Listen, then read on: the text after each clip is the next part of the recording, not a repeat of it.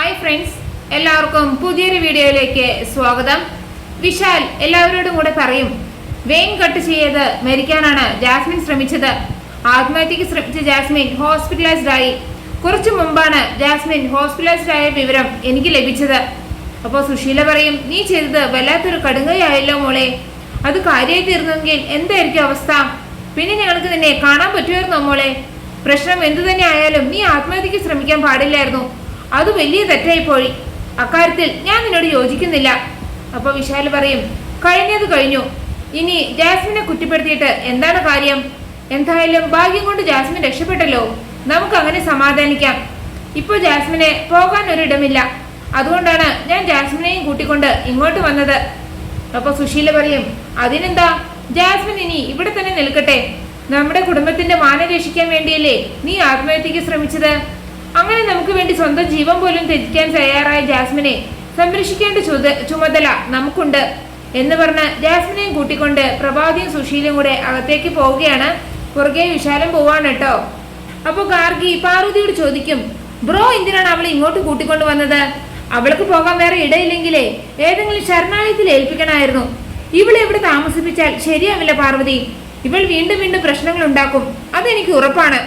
അതുകൊണ്ട് ഇവിടെ നിന്ന് എത്രയും വേഗം ഇറക്കി വിടാൻ നീ ബ്രോയോട് പറയണം. അപ്പോൾ പാർവതി വിശാലിന്റെ അടുത്തേക്ക് വരാണ് കേട്ടോ.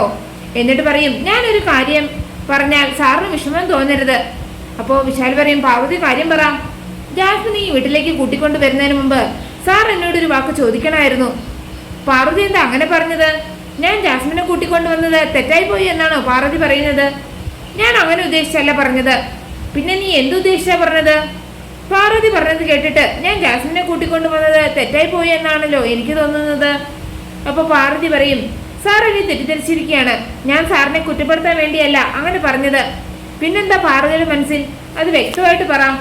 അപ്പോൾ പാർവതി പറയും, ജാസ്മിനോട് എന്തൊക്കെ പ്രശ്നങ്ങൾ ഉണ്ടാക്കിയിട്ടുണ്ടെന്ന് സാറിന് അറിയാലോ. അതുകൊണ്ട് ജാസ്മിന്റെ കാര്യത്തിൽ കുറച്ചുകൂടെ ജാഗ്രത വേണം എന്ന് ഞാൻ ഓർമ്മിപ്പിക്കുകയായിരുന്നു. ജാസ്മിൻ കാരണം അവളുമായിട്ട് ഒരു വിവാഹത്തിന്റെ ഘട്ടം വരെ സാറിന് പോകേണ്ടി വന്നു. സാർ ഒന്നും മറക്കരുതെന്ന് ഞാൻ പറഞ്ഞതാണ്. അതൊക്കെ ഞാൻ മറക്കുമോ പാർവതി? ജാസ്മിനെ വിവാഹം കഴിച്ച് പറ്റുമെന്ന സിറ്റുവേഷനിൽ ഞാൻ അനുഭവിച്ച വേദന എനിക്ക് മാത്രമേ അറിയൂ. അപ്പോൾ പാർവതി ചോദിക്കും, അവൾ ഇനിയും ഈ വീട്ടിൽ തുടർന്നാൽ അവളൊരു പ്രശ്നം ഉണ്ടാക്കില്ലെന്ന് സാറിന് ഉറപ്പുണ്ടോ? അപ്പോൾ വിശാൽ പറയും, ഞാനിപ്പോൾ ചെയ്തത് മനുഷ്യത്വപരമായ ഒരു പ്രവൃത്തിയാണ്. ജാസ്മിന്റെ സ്ഥാനത്ത് മറ്റാരാണെങ്കിലും ഞാൻ ഇതൊക്കെ തന്നെയായിരിക്കും ചെയ്യുക. ജാസ്മിന്റെ അച്ഛൻ വീട്ടിൽ നിന്ന് ഇറക്കി വിട്ടു. അവളുടെ ആരോഗ്യം വളരെ മോശമാണ്. ഡോക്ടറാണ് ഇതെന്നോട് പറഞ്ഞത്. ഇങ്ങനെ ഒരു സിറ്റുവേഷനിൽ ജാസ്മിനെ ഞാൻ എന്ത് ചെയ്യണം? അവളെ തനിച്ച് ആ ആശുപത്രിയിൽ ഉപേക്ഷിച്ച് വരാൻ പറ്റുമോ? എനിക്കതിന് സാധിക്കുമായിരുന്നില്ല. അതിനെ മനസ്സനുവാദിക്കാത്തത് കൊണ്ടാണ് ഞാൻ ജാസ്മിനെയും കൂട്ടിക്കൊണ്ട് ഇങ്ങോട്ട് വന്നത്. ജാസ്മിനെ ഇങ്ങോട്ട് കൊണ്ടുവരുന്നതിൽ നിന്റെ അഭിപ്രായം ചോദിക്കണമെന്ന് എനിക്കുണ്ടായിരുന്നു. പിന്നീട് ഞാൻ കരുതി എന്നെക്കാളും മനസ്സലിവുള്ള ആളാണ് താനെന്ന്. ജാസ്മിനും താനും തമ്മിൽ വിരോധം ഉണ്ടെങ്കിൽ അവളുടെ ഇപ്പോഴത്തെ സാഹചര്യം മനസ്സിലാക്കുമ്പോൾ തൻ്റെ ഉള്ളലിയുമെന്ന് എനിക്കറിയായിരുന്നു. എന്താ ഞാൻ പറഞ്ഞത് ശരിയല്ലേ പാർവതി? അപ്പോൾ പാർവതി പറയും, ഈ സ്ഥിതിയിൽ വിശാൽ സാർ അവളെ ഉപേക്ഷിച്ച് പോകാതിരുന്നത് തന്നെയാണ് ശരി. എങ്കിലും സാർ അവളെ സൂക്ഷിക്കണം. ആരെങ്കിലും അവളെ ശുശ്രൂഷിക്കണം, അത്രയല്ലേ ഉള്ളൂ. അത് ഞാൻ ചെയ്തോളാം. പക്ഷേ അത് ഈ വീട്ടിൽ വെച്ച് പറ്റില്ല. പിന്നെ എവിടെ വെച്ച്? നമ്മുടെ ഗസ്റ്റ് ഹൗസിൽ വെച്ച് അവളെ ഞാൻ ശുശ്രൂഷിച്ചോളാം. ഞാൻ അവളുടെ കൂടെ തന്നെ നിൽക്കാം. അവൾ അമേരിക്കയിലേക്ക് തിരികെ പോകുന്നവരെ ഞാൻ അവളുടെ കൂടെ നിന്ന് നോക്കിക്കോളാം. അപ്പോൾ വിശാൽ പറയും, അതാണ് പാർവതിയുടെ തീരുമാനമെങ്കിൽ അങ്ങനെ തന്നെ ആവട്ടെ. ഞാൻ ഈ വിവരം അമ്മയോടൊന്ന് പറഞ്ഞിട്ട് വരാമെന്ന് പറഞ്ഞിട്ട് വിശാൽ അവിടെ നിന്ന് പോവുകയാണ്. അതേസമയം പ്രഭാവതി ജാസ്മിനോട് പറയും, ഏതായാലും നീ തിരികെ ഇവിടെ തന്നെ എത്തിയല്ലോ. എനിക്കിപ്പോൾ സമാധാനമായി. നീ പോയപ്പോൾ എൻ്റെ ഒരു വശം തളർന്ന പോലെയായിരുന്നു. എൻ്റെ ശക്തി മുഴുവൻ ചോർന്നു പോകുന്നത് പോലെയാണ് എനിക്ക് തോന്നിയത്. എന്നാൽ നീ തിരികെ വന്നപ്പോൾ 1000 ആനയ്ക്കൊത്ത ശക്തി കിട്ടിയതുപോലെയുള്ള ഒരു ആത്മസംതൃപ്തി എനിക്ക് കിട്ടി. അപ്പോൾ ജാസ്മിൻ പറയും, അന്ന് ഞാൻ ആ കല്യാണ മണ്ഡപത്തിൽ നിന്ന് പോയ ശേഷം ഈ നിമിഷം വരെ ആൻറ്റി പറഞ്ഞ ഈ ആത്മവിശ്വാസമൊന്നും ഞാൻ കണ്ടില്ലല്ലോ. അന്നേരം ഈ സ്നേഹമൊക്കെ എവിടെ പോയി? നീ എന്തൊക്കെയാ ജാസ്മിൻ ഈ പറയുന്നത്? എൻ്റെ അനുഭവം അതായതുകൊണ്ട് ആൻറ്റി. എന്നോട് ഇത്രയെങ്കിലും സ്നേഹം ഉണ്ടായിരുന്നെങ്കിൽ ഒരു ഫോൺ കോളെങ്കിലും ആൻറ്റി ചെയ്യുമായിരുന്നില്ലേ? നിങ്ങളത് ചെയ്തോ? ഇല്ലല്ലോ. എന്നിട്ട് എന്തിനാണ് ആൻറ്റി ഈ അഭിനയം? മോൾ എന്നെ വല്ലാതെ തെറ്റിദ്ധരിച്ചിരിക്കുകയാണ്. എന്ത് തെറ്റിദ്ധാരണ? ഞാൻ പറഞ്ഞതേ യാഥാർത്ഥ്യമാണ്. അപ്പൊ പ്രഭാവതി പറയും, ഞാൻ മനഃപൂർവ്വമല്ല നിന്നെ വിളിക്കാതിരുന്നത്. കല്യാണ മണ്ഡപത്തിൽ സംഭവിച്ചതൊക്കെ നിനക്കറിയില്ലേ? പല്ലവി എന്റെ മോനെ വിരട്ടി അവനെ കൊണ്ട് അവളുടെ കഴുത്തിൽ താലി കെട്ടിച്ചു. അതിനുശേഷം ഇവിടെ ഓരോരോ പ്രശ്നങ്ങളായിരുന്നു. അങ്ങനെ ആ തിരക്കിനിടയിലാണ് ഞാൻ മോളെ വിളിക്കാനും വിശേഷങ്ങൾ തിരിക്കാനും ഒക്കെ മറന്നത്. ഇവിടുത്തെ പൊല്ലാപ്പൊക്കെ ഒതുങ്ങിയിട്ട് വിളിക്കാമെന്ന് കരുതി. അപ്പോൾ ജാസ്മിൻ പറയും, വിളിക്കണമെന്നും സംസാരിക്കണമെന്നുള്ളവർക്ക് ഇടയ്ക്ക് എപ്പോഴെങ്കിലും ഒന്ന് വിളിക്കായിരുന്നു. അപ്പോൾ പ്രഭാവതി പറയും, മോളെ പറ്റിപ്പോയി, എൻ്റെ ഭാഗത്ത് നിന്ന് മോൾക്ക് എന്തെങ്കിലും വിഷമം ഉണ്ടായിട്ടുണ്ടെങ്കിൽ മോളൊന്ന് ക്ഷമിക്കേ, സോറി മോളെ. അപ്പോൾ ജാസ്മിൻ പറയും, അതിൻ്റെ ആവശ്യമൊന്നുമില്ല, ആൻറ്റിക്ക് എൻ്റെ സ്വഭാവം അറിയില്ലേ, ഒന്നും മനസ്സിൽ സൂക്ഷിക്കുന്ന സ്വഭാവം എനിക്കില്ല. അതൊക്കെ എനിക്കറിയാം ജാസ്മിൻ, നീ പറഞ്ഞതിൽ എനിക്കൊരു പരിഭവവും ഇല്ല. ഏതായാലും നീ കയ്യിൽ ഞരമ്പ് മുറിച്ചത് അബദ്ധമായി പോയി. പിന്നെ ഞാൻ എന്ത് ചെയ്യണം ആൻറ്റി? എൻ്റെ ഡാഡി കൂടെ എന്നെ ഇറക്കി വിട്ട സ്ഥിതിക്ക് എങ്ങോട്ട് പോകണം? മുന്നിൽ ഒരു വഴിയും ഞാൻ കണ്ടില്ല. അപ്പോൾ പ്രഭാവതി പറയും, എന്തായാലും കഴിഞ്ഞത് കഴിഞ്ഞു. പപ്പ നിന്നെ ഇറക്കി വിട്ടപ്പോൾ നീ നേരെ ഇങ്ങോട്ട് വന്നാൽ മതിയായിരുന്നു. അപ്പോഴാണ് സുശീല അവിടേക്ക് വരുന്നത് കേട്ടോ. അപ്പോൾ ജാസ്മിൻ പറയും, നാണം കെട്ടി ഇവിടെ നിന്ന് ഇറങ്ങിപ്പോയ ഞാൻ എങ്ങനെ വീണ്ടും ഇവിടേക്ക് വന്ന് കയറും? അതായിരുന്നു എൻ്റെ മനസ്സിലെ ചിന്ത. അപ്പോൾ സുശീല പറയും, അതൊന്നും ഇവിടെ ഒരു വിഷയമല്ല മോളെ. കല്യാണം മുടങ്ങിയതിൻ്റെ പേരിൽ ആരാ നിന്നെ ഇവിടെ കളിയാക്കാൻ? ആരും കളിയാക്കില്ല. അപ്പോൾ പ്രഭാവതി പറയും, നിന്റെ മനസ്സിലെ ഡിപ്രഷനൊക്കെ മാറ്റി വെച്ചിട്ട് നീ പഴയതുപോലെ ഒന്ന് ആക്റ്റീവ് ആവ്. ഞങ്ങളൊക്കെ നിന്റെ കൂടെയില്ലേ? മാത്രമല്ല ഇനി എന്ത് പ്രശ്നം ഉണ്ടായാലും നീ ഈ വീട്ടിൽ നിന്ന് എവിടേക്കും പോകണ്ട. നിനക്ക് ഇഷ്ടമുള്ളിടത്തോളം കാലം നിനക്ക് ഈ വീട്ടിൽ താമസിക്കാം. അപ്പോൾ ജാസ്മിൻ പറയും, ആൻറ്റി ഇങ്ങനെയൊക്കെ പറയും, എന്നെ ഈ വീട്ടിൽ നിന്ന് എങ്ങനെ പുറത്താക്കാമെന്നായിരിക്കും പാർവതി ഇപ്പോൾ ചിന്തിക്കുന്നത്. അവൾ അങ്ങനെയൊക്കെ ചിന്തിച്ചോട്ടെ മോളെ, പക്ഷേ അവൾ മനസ്സിൽ കാണുമ്പോൾ നമ്മളത് മാനത്ത് കാണും. അവൾ എന്നെ ഇവിടെ നിന്ന് പുറത്താക്കുന്നതിന് മുമ്പ് അവളെ എങ്ങനെയെങ്കിലും ഈ വീട്ടിൽ നിന്ന് പുറത്താക്കാം. അത് എങ്ങനെയെന്ന് നമുക്ക് ചിന്തിക്കാം. അതിനൊരു പ്ലാൻ നമുക്ക് ഒരുക്കാം. അവൾ എത്രയും പെട്ടെന്ന് ഇവിടെ നിന്ന് പുറത്താക്കണം. ജാസ്മിനെ ഈ വീട്ടിൽ നിന്ന് പറഞ്ഞു വിടാൻ മാത്രം അവൾ ആരാണെന്ന് ഒന്ന് അറിയണം. പിന്നെ കാണിക്കുന്നത് വിശാൽ പോയിട്ട് പ്രഭാവതിയോട് പറയും, ജാസ്മിന്റെ താമസത്തെ കുറിച്ച് ഒന്ന് ഡിസ്കസ് ചെയ്യണം. ഇത് കേൾക്കുമ്പോൾ പ്രഭാവതി ചോദിക്കും, അതിനെന്താ ഇപ്പൊ പ്രത്യേകിച്ച് ഡിസ്കസ് ചെയ്യാനുള്ളത്? ജാസ്മിൻ ഇവിടെ അവളുടെ പഴയ റൂമിൽ തന്നെ താമസിക്കും.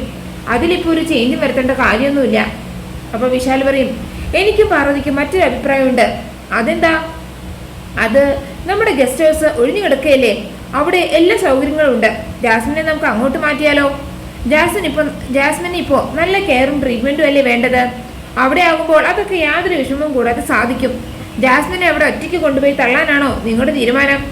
അപ്പോൾ ജാസ്മിൻ ചോദിക്കും, എന്നെ ഗസ്റ്റ് ഹൗസിലേക്ക് മാറ്റി ഒഴിവാക്കാനാണോ നിങ്ങളുടെ പ്ലാൻ? അപ്പോൾ വിശാൽ പറയും, ഞാനൊന്ന് പറഞ്ഞു തീരട്ടെ. ജാസ്മിൻ അവിടെ തനിച്ച് താമസിപ്പിക്കാനല്ല ഞാൻ ഉദ്ദേശിക്കുന്നത്. ജാസ്മിനൊപ്പം പാർവതി അവിടെ കാണും. ജാസ്മിന്റെ ട്രീറ്റ്മെന്റിനൊക്കെ അവൾ നോക്കിക്കോളും. ഇത് കേൾക്കുമ്പോൾ സുശീല ചോദിക്കും, നിങ്ങൾ എന്തിനാണ് ഇങ്ങനെ ഒരു തീരുമാനം എടുത്തത്? ഇവിടെ എല്ലാ ഫെസിലിറ്റീസും ഉള്ളപ്പോൾ ജാസ്മിൻ എന്തിനാണ് ഗസ്റ്റ് ഹൗസിൽ താമസിക്കുന്നത്? അപ്പോൾ പ്രതാപൻ ചോദിക്കും, നീ എന്ത് ധൈര്യത്തിലാണ് പാർവതിയെ ജാസ്മിന്റെ കൂടെ അയക്കുന്നത്? കല്യാണവുമായി ബന്ധപ്പെട്ട സംഭവങ്ങളൊക്കെ നീ മറന്നുപോയോ? പാർവതിക്ക് ജാസ്മിനെ കൊല്ലാനുള്ള ദേഷ്യം ഉണ്ടാകും. അങ്ങനെ കലികൊണ്ട് നിൽക്കുന്ന പാർവതിയെ ജാസ്മിന്റെ കൂടെ അയച്ചാൽ അവൾ ചിലപ്പോൾ ജാസ്മിന്റെ കഥ കഴിക്കും. അപ്പോൾ വിശാല പറയും, അവൾ ജാസ്മിനെ ഒന്നും ചെയ്യില്ല, അത് ഞാൻ ഉറപ്പ് തരാം. അപ്പോൾ പ്രഭാവതി പറയും, അതൊന്നും വേണ്ട, ജാസ്മിനെ ഗസ്റ്റ് ഹൗസിലേക്ക് മാറ്റണ്ട. അവൾ ഇവിടെ എല്ലാവരുടെയും കൂടെ ഈ വീട്ടിൽ താമസിക്കുന്നത് നല്ലത്. ഞാൻ നല്ലതിനു വേണ്ടിയാ പറഞ്ഞത് ആൻറ്റി. അപ്പോൾ സുശീല പറയും, ഏതായാലും ജാസ്മിനോട് നിൽക്കട്ടെ എന്ന് പ്രവേശി പറഞ്ഞില്ലേ, ആ തീരുമാനം തന്നെ നടക്കട്ടെ.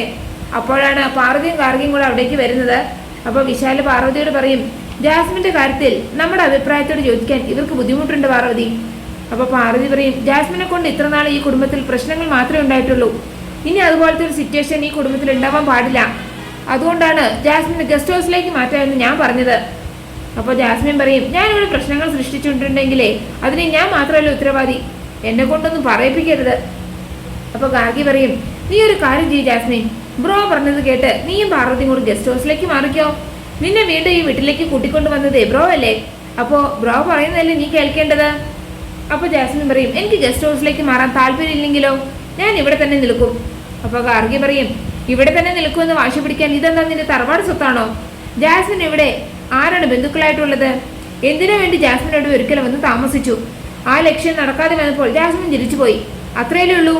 ജാസ്മിൻ ഈ വീടുമായിട്ടുള്ള കണക്ഷൻ, അതുകൊണ്ട് യാതൊരു ബന്ധവുമില്ലാത്ത ജാസ്മിൻ ഇവിടെ കടിച്ചു തൂങ്ങി നിൽക്കണ്ട. അപ്പോൾ ജാസ്മിൻ പറയും, ശരിയാണ്, ഞാൻ ഇവിടുത്തെ ബന്ധമൊന്നുമല്ല, എനിക്കിവിടെ യാതൊരു അവകാശവും ഇല്ല.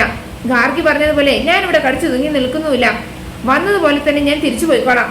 അപ്പോൾ സുശീല പറയും, നീ ഇവിടെ നിന്ന് എങ്ങോട്ട് പോകുന്നില്ല, നീ ഇവിടുത്തെ ബന്ധുവല്ലാത്തത് കൊണ്ടല്ലേ നീ ഇവിടെ നിന്ന് ഇറങ്ങിപ്പോകുന്നതും നിന്നെ എല്ലാവരും ചോദ്യം ചെയ്യുന്നതും. നീ ഇവിടുത്തെ ബന്ധുവായാൽ എല്ലാ പ്രശ്നങ്ങളും അതോടെ അവസാനിക്കില്ലേ?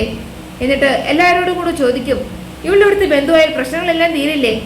പിന്നെ ഇവിടുത്തെ ബന്ധു എന്ന സ്വാതന്ത്ര്യത്തോടെ ഇവിടെ താമസിക്കാലോ? ഇവിടുത്തെ ബന്ധു ആവാൻ പോവുകയാണ്. ഇത് കേൾക്കുമ്പോൾ ഗാർഗി ചോദിക്കും, അതെങ്ങനെ ബന്ധുവാവും? അപ്പൊ സുശീല പറയും, ഞാൻ ഇവളെ ദത്തെടുക്കാൻ പോവുകയാണ്. പിന്നെ ജാസ്മിൻ ഇവിടുത്തെ ബന്ധു ആവില്ലേ? അപ്പോൾ പ്രഭാവതി ചോദിക്കും, നീ എന്തൊക്കെയാ സുശീല ഈ പറയുന്നത്? ദത്തെടുക്കുന്നത് ഒരു ഈസി കാര്യമാണോ?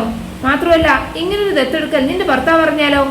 അപ്പൊ സുശീല പറയും, എന്റെ ഭർത്താവിനെ കുറിച്ച് ചേച്ചി ചിന്തിക്കണ്ട. ഞാൻ ഇതുവരെ നിങ്ങളോട് പറയാത്തൊരു സത്യമുണ്ട്. എന്റെ ഭർത്താവും ഞാനും തമ്മിൽ ഇപ്പോൾ യാതൊരു ബന്ധവുമില്ല. അമേരിക്കയിൽ വെച്ച് എന്റെ ഭർത്താവുമായിട്ടുള്ള ബന്ധം ഉപേക്ഷിച്ചിട്ടാണ് ഞാനിപ്പോൾ ഇങ്ങോട്ട് വന്നത്. സോ എനിക്കിപ്പോൾ ആരുമില്ല. അതുകൊണ്ട് എനിക്ക് ആരോടും അഭിപ്രായം ചോദിക്കാതെ ജാസ്മിനെ ദത്തെടുക്കാം. എന്നിട്ട് ജാസ്മിനോട് പറയും, ഇപ്പോൾ മുതൽ നീ എന്റെ മോളാണ്.